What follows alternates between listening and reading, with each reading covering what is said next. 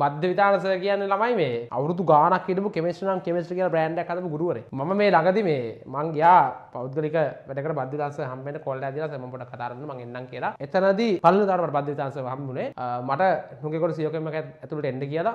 හොඳට කතා කරලා මං අහපු දේවල් සියල්ල මට සර්ගේ අත්දැකීම් වලින් විස්තර කරලා දීලා සර්ගේ පුතා මගේ වයසේ සියලුම දේවල් ටික පැහැදිලිව විස්තර කරලා දීලා මට ඒකට ඕන කරන උපරිම උදව්ව බද්ධ විතාන සර් මේ වීඩියෝ එක දැක්කොත් සර් මතක් වෙයි. මම ඒකට එවෙලෙත් සර් thank you කියලා කතා කරලා ආවේ. මගේ හිතේ එක තියෙනවා. මොකද තමන්ගේ ෆීල්ඩ් එකේ ගුරුවරයෙක් මම අහපු දේවල් වලට සර්ගේ අත්දැකීම් වලින් මාර උත්තර තොගයක් මට දුන්නා සහ සර්ගේ ඒ ඉදිකිරීම ශාස්ත්‍රයේ හිටපු අර දන්න කියන ඕනම කන්ටැක්ට් එකක් ඕනම දෙයක් කතා කරලා දෙන්නම් උචිතව මට ඔයාලා කතා කරන්න පුතා කියලා එහෙම මට කිව්වේ. සහ මට ඊට පස්සේ මම ආවට පස්සෙත් මට කුරුණෑගල ආවට පස්සෙත් දවස් දෙකකට පස්සේ තායි කෝල් එකක් දීලා මයෙන් ඇහුවා අර වැඩේ මොකද තත්ත්වයක් කරගත්ත මොකක් කරද ඇතිබත ඔයාලා කොට කෝල් එකක් දෙන්න කියලා. ඒ වගේ අර මනුස්සකම අතිනුත් උපරිම ලෙවල් එකේ ඉන්න ගුරුවරයෙක්ට තමයි මේ කියන්නේ ගැඹුරට උගන්ලා තිබ්බේ නෑලු ගැඹුරට ඉගන්නුවලු මකද ලිඳකට බහලා ඉන්නද ගැඹුරින් ඉන්න ඇත්තේ කමේක එල්ල බහින්න ඇති කොහේ හරි ලිඳකට ගැඹුරට ඉගන්නුවේ නෑලු මේ පන්තිය දාලා ගියාලු මේ කේසිරි සර්ලා මේ ටියුෂන් ෆීල්ඩ් එකට ගෙනාපු හොඳ දේවල් නුවර පන්ති 6:00ට පටන් ගන්න බෑ කිසිම ජගතේ කේසිරි සර් තමයි නුවර පන්ති 6:00ට පටන් ගත්තේ කුරුණෑගල ටියුෂන් 6:00ට පටන් ගන්න සංස්කෘතිය හැදුවේ කේසිරි විතාන කේස් ළමයි 6යි කාලෙ වෙද්දි ඔක්කොම ටික ළමයි පන්ති ඇතුලේ අපි දැන් උනත් පන්තියක් 6:00ට පටන් ගත්තී ළමයි එනවා පුරුද්දට